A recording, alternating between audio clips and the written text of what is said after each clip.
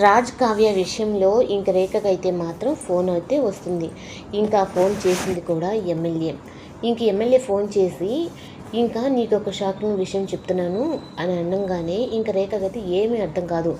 ఈ లోపలైతే ఇంక స్వరాజ్ అయితే ఆఖరికి ఇంకా ఐశ్వర్యని వెతుక్కుంటూ అయితే తన ఇంటికే వచ్చేస్తాడు. ఇంక ఎమ్మెల్యే చెప్పే విషయం ఏంటి అని చెప్పనని ఇంకా ఆ మాట వినకుండానే ఇంక స్వరాజ్ని అయితే చూస్తుంది.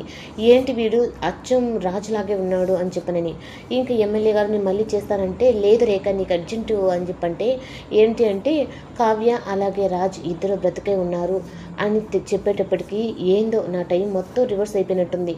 ఈ స్వరాజ్ గాడు బతుకున్నట్టున్నాడు, అక్కడ కావ్య రాజులు బతుకున్నారు. అంటే ఈ ఆస్తి నాకు దక్కదా, వీలినంత వరకు మొత్తం నా మీద పేరు మీదకి ట్రాన్స్ఫర్ చేసుకోవాలని చెప్పని రేఖ అయితే అనుకుంటుంది. ఇంకా రాజు రూపంలో ఉన్న స్వరాజ్యం చూడగానే ఇంకా రేఖకు ఒక రకమైన భయం అనేది వేస్తుంది. ఇంకా అపర్ణ అయితే ఈరోజు ఎందుకో అండి నా మనసుకు ఏదో సంతోషంగా అనిపిస్తుంది, ఎవరో మనకు కావాల్సిన వాళ్ళు మన దగ్గరలోనే ఉన్నట్టుగా అనిపిస్తుంది అంటే ఈ లోపల ఇంకా స్వరాజ్యం చూడగానే ఇంకా అపర్ణకు కూడా అయితే చాలా సంతోషం వేస్తుంది. అచ్చం నా కొడుకులాగే ఉన్నాడు వీడు, నా కూతురు కొడుకు అన్నట్టుగా అంటూ ఉంటే ఇంకా అపర్ణ అయితే ఇంకా అపర్ణని చూడగానే స్వరాజ్కి కూడా అయితే ఎక్కడో చూసినట్టు వీళ్ళే నా బంధువులు అన్నట్టుగా ఈ ఇంట్లో నాకు ఏదో తెలియని అనుభూతిగా కలుగుతుంది అన్నట్టుగా ఐలిని పదే పదే చూసుకుంటూ అక్కడ కూర్చున్న వాతావరణం అంతా తన గతంలో ఇక్కడంతా తిరిగి చేసుకున్నట్టుగా అనిపిస్తూ ఉంటుంది. ఇంకా అపర్ణ కూడా తనను చూసిన తర్వాత వెంటనే సుభాష్ని కూడా తీసుకొని వచ్చి తనకు చూపిస్తుంది.